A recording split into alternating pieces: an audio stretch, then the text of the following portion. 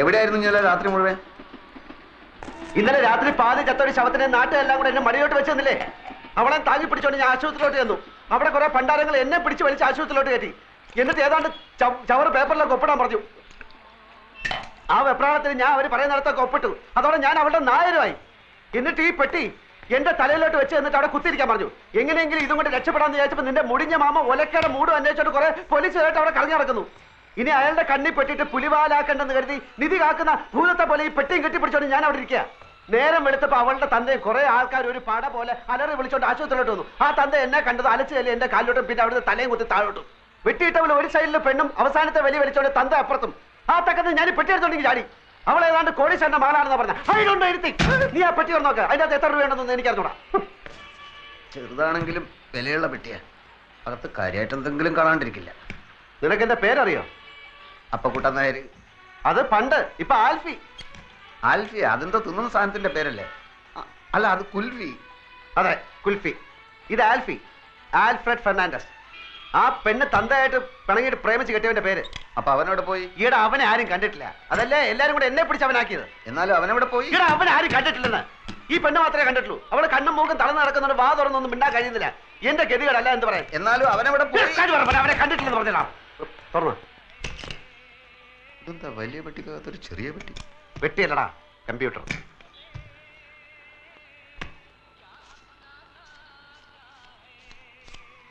എത്രയുണ്ട്? 1100 പിന്നെ ഒരു 20. അത്രേ ഉള്ളൂ? നിന്റെ അത്യാവശ്യം കണ്ടപ്പോ ഞാൻ വിചാരിച്ചു അത്രയെങ്കിലും ഉണ്ടല്ലോ. അപ്പോ ചേട്ടനാ ഇരിക്കണം ഇരിക്കണം. ഇനി താൻ അങ്ങനെ എന്നെ ഇരുത്താൻ നോക്കണ്ട. 2-3 മാസം വാടക കുടിശ്ശികയുണ്ട്. ഇനി അവധിയില്ല. ഇപ്പൊ ഇറങ്ങണം. ഇത് കണ്ട 2 മാസം വാടകയുണ്ട്. ഇത് അങ്ങോട്ട് കൊണ്ട് തരാതിരിക്കായിരുന്നു. അടുത്ത ഞാൻ 2-3 ദിവസം കൊണ്ട് തരാം. ഞാൻ 3-4 ദിവസം വീട്ടിൽ കൊണ്ട് തരാം. 2 ദിവസം കഴിഞ്ഞ് 2-3 ദിവസം വീട്ടിൽ കൊണ്ട് തരാം. ആ ശരി, വാടാ. അത് പോയി. ദേ ചെക്കും ബാങ്കിന്റെ ബുക്കും. എവിടെ?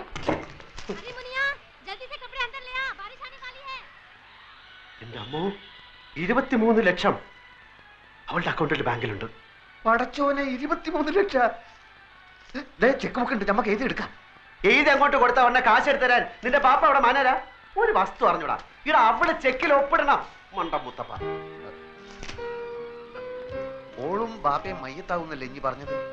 രണ്ടിന്റെ കിടപ്പ് കണ്ടിട്ട് കാറ്റ് പോണ ലക്ഷണമാണ്. അങ്ങനെ കാറ്റ് പോയാ പിന്നെ 23 ലക്ഷം ആർക്കാ? ഓളെ പുയ്യാപ്പിളക്ക് എന്ന് വെച്ചാ നിനക്ക്. അപ്പൊ ഒറിജിനൽ ആൽഫി വരും, ലക്ഷവും കിട്ടൂല, ആൽമാറാട്ടത്തിന്റെ പേരിൽ കേസാവും.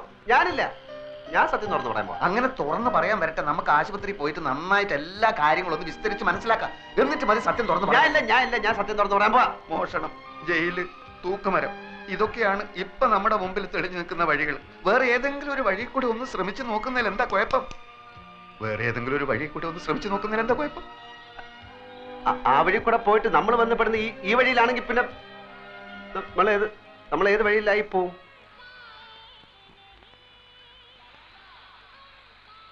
പോയി നോക്കണോ?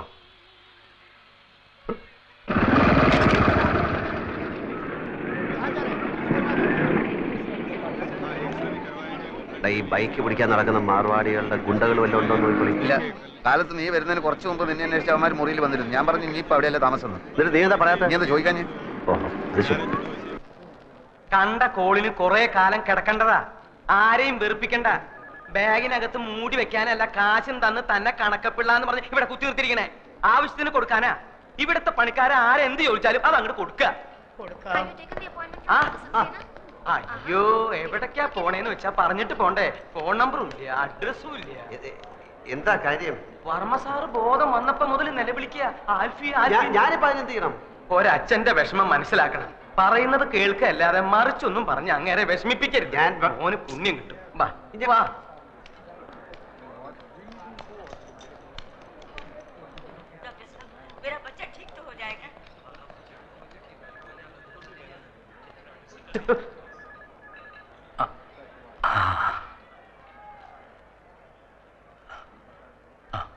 അടുത്ത് വരൂ.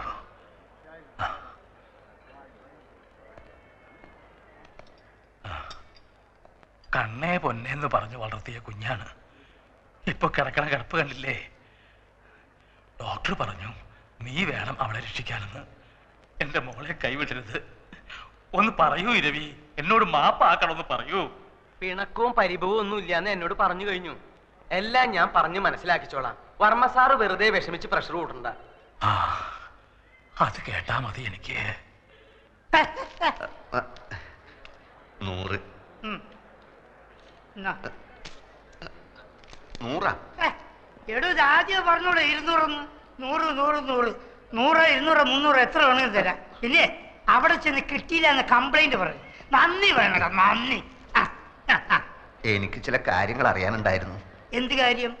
ചന്ദ്രയ്ക്ക് രാവിലെയാ ബോധം തെളിഞ്ഞത്. എല്ലാം കാണാം, എല്ലാം കേൾക്കാം, എല്ലാം മനസ്സിലാക്കാം, പക്ഷെ സംസാരിക്കാൻ കഴിയില്ല. കഴുത്തിന് താഴെ ആകെ തളർന്നിരിക്കുക. ഒരു സ്ട്രേഞ്ച് കേസായിട്ടാണ് എനിക്ക് തോന്നുന്നത്. പക്ഷെ പ്രതീക്ഷയ്ക്ക് വകയുണ്ട്. രോഗിയുടെ മനക്കരുത്താണ് ഇവിടെ പ്രധാനം. ഒരു മിറക്കിൾ സംഭവിച്ചാൽ നാളെ തന്നെ എഴുന്നേറ്റ് നടന്നു എന്ന് വരാം, ചിലപ്പോൾ 4 വർഷമായി എന്നും വരാം. എല്ലാം തന്റെ കയ്യിലാണ്. ജീവിക്കണമെന്ന മോഹം എത്രയും കൂടുന്നോ അത്രയും പെട്ടെന്ന് ചന്ദ്രിക സുഖം പ്രാപിക്കും. ആ മോഹം ഉണ്ടാക്കേണ്ടത് നിങ്ങളാണ്. നിങ്ങളാണ് എല്ലാവരുടെയും ഒരേ ഒരു പ്രതീക്ഷ. How is she? എല്ലാം normal. You can go and see her.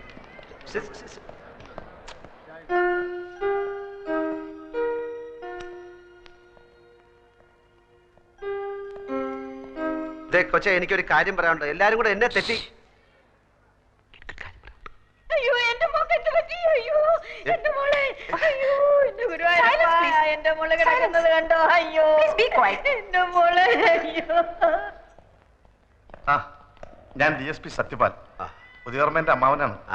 ഇതെന്റെ പെങ്ങളുടെ ഭർത്താവ് അഡ്വക്കേറ്റ് വേണു. അല്ലല്ലോ, പാലക്കാട് ക്രിമിനൽ പ്രാക്ടീസാ. ഞങ്ങളിങ്ങനെ കേസിന്റെ കാര്യങ്ങളൊക്കെ പറഞ്ഞുകൊണ്ടിരിക്കുകയായിരുന്നു. അപ്പൊ ഇതുപോലൊരു കേസ് അല്ല, ഇതുപോലല്ല. ഈയിടെ രാജീവ് ഗാന്ധിയുടെ മകൾ പ്രിയങ്കയുടെ ഭർത്താവെന്ന് പറഞ്ഞുകൊണ്ട് ഒരുത്തൻ ഹൈദരാബാദിൽ നിന്ന് ചെന്നില്ലേ? കോടതിയിൽ വരാൻ പ്രിയങ്കയെ കല്യാണം കഴിച്ചു എന്ന് പറഞ്ഞില്ലേ? എന്നിട്ട് ഇപ്പൊ അവന്റെ ഗതി എന്തായി? 5 വർഷം തടവും 10,000 രൂപ പിഴ. ഞാൻ പോട്ടെ, എനിക്ക് അല്പം പണിയുണ്ട്. എങ്ങോട്ടാ? ഓഫീസിലേക്ക്.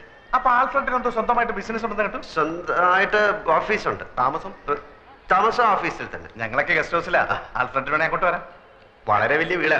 ബിസിനസിന്റെ ആവശ്യത്തിന് ആൾക്കാർ വന്നും പോയി കാണാനും കേൾക്കാനും ഒക്കെ അവിടെ സൗകര്യമുണ്ട്. ഞാൻ പോട്ടെ. ധൈര്യമായിട്ട് പോയിക്കോ. ചന്ദ്രയുടെ കാര്യത്തിൽ എന്തെങ്കിലും തീരുമാനം ഉണ്ടാകുന്നവരെ ഞങ്ങളിവിടെ തന്നെ ഉണ്ടാവും.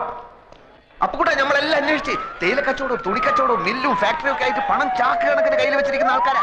ആ പെണ്ണിനെ പറ്റി കാര്യമായിട്ട് ആർക്കൊന്നും അറിഞ്ഞൂടാ. ആൽഫി എന്നുള്ളൊരു പേരല്ലാതെ അവന്റെ ഉമ്മയാര് ബാപ്പയാര് കറുപ്പോ വെളുപ്പോ വീടേത് കൂടേത് ഒന്നും ഒരുത്തനും അറിഞ്ഞൂടാ. 14-ാം തീയതി രജിസ്റ്റർ കച്ചേരിയിൽ ഓൻ ഇവിടെ നിൽക്കാതെ വെച്ചിട്ടുണ്ട്. നമ്മൾ ഇവിടെ ചുറ്റിപ്പറ്റി നിന്നിട്ട് എങ്ങനെയെങ്കിലും ഓളെ ഒപ്പം എങ്ങനെയാന്ന് കണ്ടുപിടിച്ചാൽ മതി. 23 ലക്ഷം നമ്മളെ കീശ കിടക്കും മോനെ. ഓക്ക് വായി തുറക്കാൻ പറ്റാത്തിടത്തോളം കാലം ഒപ്പം അതല്ല നോക്ക് പറയാൻ പറ്റൂലല്ലോ. അതോടെ നമ്മൾ എല്ലാ കഷ്ടകാലവും തീരും മോനെ. പിന്നെ ആ കുള്ളം തടിയനില്ലേ, കഷണ്ടി ചെവി പൂടാ, അയാള് വെറും ഡ്രൈവർ അല്ല.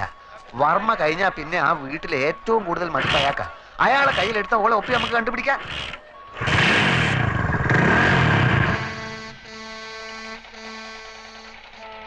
ഇനി എന്താടാ ഒന്നും മിണ്ടാത്തത്? നീ പടച്ചോനെ കണ്ടിട്ടുണ്ടാ? ഇല്ല, കണ്ടിരുന്നെങ്കിൽ ഒന്ന് ചോദിക്കായിരുന്നു. എന്തിനാ ഇങ്ങനെ എന്നെ പടച്ചു വിട്ടതെന്ന്. എന്നാ പടച്ചോനെ നമ്മൾ കണ്ടിട്ടുണ്ട്. എവിടെ വെച്ച്? പലയിടത്തും വെച്ച്, പല രൂപത്തില്. ഒരിക്കല് ബസ്സിൽ ടിക്കറ്റ് എടുക്കാൻ 20 പൈസ കുറവായപ്പോ സ്കൂളിൽ പഠിപ്പിച്ച പണിക്കര മാഷ രൂപത്തിൽ വന്ന് 20 പൈസ തന്ന്. പിന്നൊരിക്കൽ എടപ്പള്ളി പെരുന്നാളിന് കാശില്ലാണ്ട് ബെശന്ന് വലഞ്ഞപ്പോ ഒരു ദുബായിക്കാരന്റെ രൂപത്തിൽ വന്ന് ബിരിയാണി വാങ്ങി തന്നു. അങ്ങനെ കഷ്ടപ്പെടുന്ന നമ്മളെ മുമ്പിൽ പല രൂപത്തിലാണ് പടച്ചോൻ വരിക. ഇപ്പൊ ഈ ചന്ദ്ര എന്ന് പറയുന്ന പെണ്ണിന്റെ രൂപത്തിലാണ് വന്നിരിക്കുന്നത് എന്ന് വെച്ചോളി. ഞമ്മള് പാതി പടച്ചോൻ പാതി എന്നാ. പടച്ചോന്റെ പാതി പടച്ചോൻ ചെയ്തു, ഞമ്മളെ പാതി ഞമ്മള് ചെയ്യണം. നീ ചെകുത്താനെ കണ്ടിട്ടുണ്ടാ? ഉണ്ടല്ലോ ഞമ്മളെ മാമ. അതൊക്കെ കുഞ്ഞ് ചെകുത്താൻ. വലിയ മലയിടത്ര ഉള്ളതുണ്ട്. അതായിട്ടായിരിക്കും ചിലപ്പോ ഒറിജിനൽ ആൽഫി വരുന്നത്. അപ്പൊ പടച്ചോനും കാണൂല, ആരും കാണൂല. ഞാൻ ഒറ്റയ്ക്ക് കൈയും കാലും ഇട്ട് അടിക്കേണ്ടി വരും. ഓരോ പുലിവാലും കൊണ്ടുവന്നിരിക്കുന്നു. ഒരു കാര്യം ഇനി മറക്കല്ലേ, ആകെ മുങ്ങി നിക്ക നമ്മള്. നൂറെ, എനിക്ക് ആ പെങ്കൊച്ചിന്റെ കിടപ്പ് കണ്ടിട്ട് തട്ടിപ്പ് കാണിക്കാൻ തോന്നുന്നില്ല. ഓ, അതാണെന്ന് എനിക്ക് വിഷമം. നാട്ടിൽ കിടന്ന് കഷ്ടപ്പെടുന്ന നിന്റെ അച്ഛനെയും പെങ്ങളെ ആലോചിച്ചിട്ട് എനിക്ക് വിഷമില്ല. എപ്പോഴോ കുറെ ഐസ് മുട്ടായി വാങ്ങിച്ചു തന്നു പറഞ്ഞിട്ട് അതിന്റെ നന്ദി കാണിക്കാൻ വേണ്ടി നിന്റെ പിന്നാലെ ഇറങ്ങി തിരിച്ച എന്റെ ഇപ്പോഴത്തെ സ്ഥിതി ആലോചിച്ചിട്ട് എനിക്ക് വിഷമില്ല. എങ്ങാണ്ടെന്നോ വന്ന ഒരു പൂത്ത കാശുകാരി പെണ്ണിന്റെ കിടപ്പ് കണ്ടപ്പോ നിന്റെ ചങ്ക് നൊന്തുവല്ലേ. നമ്മളെ പെണ്ണിനെയും മാമാനെയും പറ്റിച്ചപ്പോ ഇല്ലാതിരുന്ന നിന്റെ ഈ വിഷമം ഇപ്പൊ നമ്മളെ കാണിക്കാനുള്ളതല്ലേ. 23 ലക്ഷം ഒറ്റക്കടിച്ച് മുങ്ങാനുള്ള പരിപാടിയാണെങ്കിൽ അത് പറഞ്ഞാൽ മതി. എനിക്കിന്റെ കാശ് വേണ്ട. നീ വലിയ പണക്കാരനാവുമ്പോ മാമേന്റെ പൈസ കൊടുത്തില്ലെങ്കിൽ ആ പാവം മൈമുനേന്റെ 3000 രൂപയെങ്കിലും കൊടുത്തേക്കണം. എനിക്ക് അവളെ കിട്ടിയിട്ടില്ലെങ്കിൽ സാരമില്ല. ആ പാവത്തിനെ പറ്റിച്ചാ നീ ഒരു കാലത്തും കുടം പിടിക്കില്ല. ഞാനും നീയായിട്ട് നീ ഒരു ബന്ധവുമില്ല.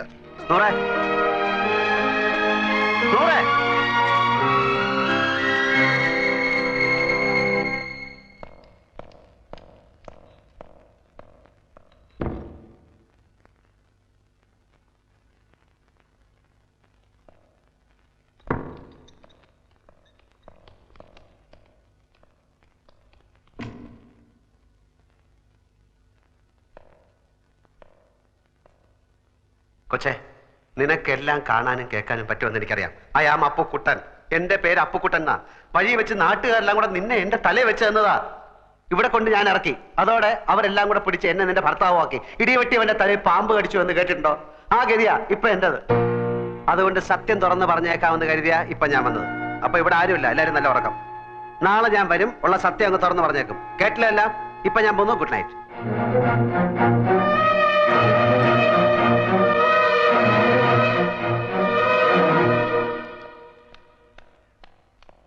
അവിടെ നിന്നേ, അവിടെ നിന്നേ. ഒരു പാവം പിടിച്ച പെണ്ണിനെ പ്രേമിച്ച് കെട്ടിയിട്ട് അവളെ ഒന്നിനു കൊള്ളാതായപ്പോ മുങ്ങി രക്ഷപ്പെടാൻ നോക്ക. അങ്ങനെയൊന്നുമല്ല. പിന്നെ താനല്ലടോ അവളുടെ ഭർത്താവാണെന്ന് പറഞ്ഞു ഓപ്പറേഷൻ മുമ്പ് ഒപ്പിട്ടത്. അതൊരു പെണ്ണുമ്പോൾ അവിടെ ഒപ്പിട ഇവിടെ ഒപ്പിട അവിടെ ഒപ്പിട എന്ന് പറഞ്ഞപ്പോ ഞാൻ ഒപ്പിട്ട് പോയതാ. അതിപ്പോ നീ ഉണ്ടാക്കിയ സൂത്രല്ലേ? സൂത്രോ? ഒരു മറ്റേ വർത്താനം പറയരുത്. എന്റെ പേര് KC അപ്പുക്കുട്ടന. കുറ്റിപ്പുറത്ത് ചേരിൽ അപ്പുക്കുട്ടനാര്. തനിക്ക് വിശ്വാസമല്ലേ? ബർത്ത് സർട്ടിഫിക്കറ്റ്, SSLC ബുക്ക് നാളെ കൊണ്ട് കാണിച്ചു തരാം. അതിപ്പോ ഏത് ചേരിയിലും ഏത് പേരിലും ആർക്കും കിട്ടും. എന്നാ ഒരു കാര്യം ചെയ്യും, അവന്റെ പേരെന്താ? ആൽഫ്രഡ് ഫെർണാണ്ടസ് എന്നൊരു കല്ലാസ് ഉണ്ടാക്കിയിട്ട് താനാ അവളെ കെട്ടിയെന്ന് പറ. പോയി പണി നോക്കണോ? നിൽക്കണോ പോണോ?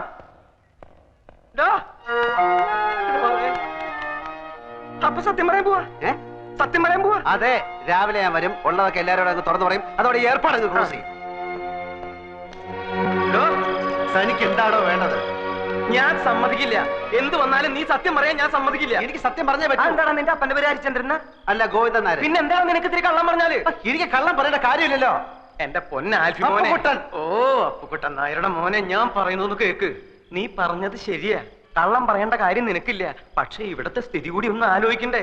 മോളുടെ ഗതി കണ്ട് നിന്റെ മുമ്പിലല്ലേ ആ വർമ്മ സാറ് ബോധം കെട്ട് വീണത്. ആ ഷോക്കീന്ന് ഇതുവരെ അങ്ങേര് കര കയറിയിട്ടില്ല. ഈ നിലയിൽ ഇതും കൂടി കേട്ട ആ പാവം ചത്തു. ഞാനല്ലാത്ത കാര്യം ഞാൻ എങ്ങനെ പറയും? നിനക്ക് സത്യം പറയണല്ലേ? ആ, നീ സത്യം പറഞ്ഞോ. ഒരു 3-4 ദിവസം കൂടി കഴിഞ്ഞോട്ടെ, അങ്ങോട്ടൊന്ന് എഴുന്നേറ്റ് നിന്നോട്ടെ. എന്തും കേൾക്കാനുള്ള മനക്കെട്ടി അദ്ദേഹത്തിന് വന്നോട്ടെ. നിന്നെ ഞാൻ ഈ ഇരവിക്കുട്ടിപ്പിള്ള അദ്ദേഹത്തിന്റെ മുന്നിൽ കൊണ്ടുവന്ന് നിർത്തി സത്യം പറയിപ്പിക്കുക. അതുപോലെ അതിനിടെ ശരിക്കുള്ള വന്ന ഞാൻ കള്ളനാവില്ലേ? വരുന്നെങ്കിൽ എന്നേ വരണമായിരുന്നു. നമുക്കറിയാത്ത എന്തൊക്കെയോ കുഴപ്പങ്ങൾ നടന്നിട്ടുണ്ട്. ചന്ദ്രക്കുഞ്ഞ് വാ തുറക്കാതെ നടന്നോ ഒന്നും അറിയാനും പറ്റില്ല. ഇനി അഥവാ വന്നാൽ ഞാൻ പറയും, ഞാൻ പറഞ്ഞിട്ടാണ് നീ ഈ നല്ല കാര്യത്തിന് കൂട്ടുനിന്നതെന്ന്. പോരെ? ഒരു 3 ദിവസം നീ ഇവിടെ വരിക പോവാ. ഏതല്ലാത്ത ഉപകാരല്ലേ? നീ വരുമോ? 3 ദിവസം കഴിഞ്ഞാൽ ഞാൻ സത്യം പറയും. നീ നല്ല പയ്യനാണ്. നിന്നെ കണ്ടപ്പോഴേ എനിക്കത് അറിയാമായിരുന്നു. ആ എന്നാ ശരി, ഞാൻ ഗുഡ് നൈറ്റ് പറഞ്ഞോ? ഇല്ല. Good night. Good night.